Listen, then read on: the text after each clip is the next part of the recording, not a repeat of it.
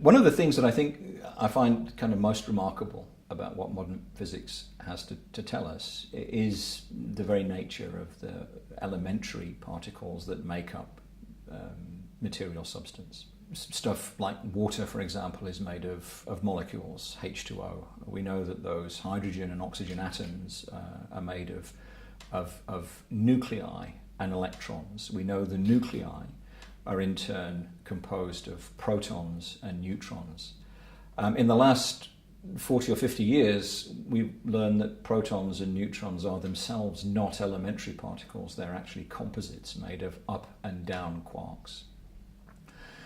And one of the really interesting aspects of this story, in a sense, is first of all that the theories don't hang together at all. In fact, they don't even predict particles with mass, unless we imagine that there exists this rather mystical quantum field that spreads throughout space-time called the Higgs field. And the characteristic fluctuation of the Higgs field is this thing called the Higgs boson. We know from the discovery at CERN in Geneva in 2012 that the Higgs boson really does exist. And the purpose of the Higgs field is to give elementary particles their mass.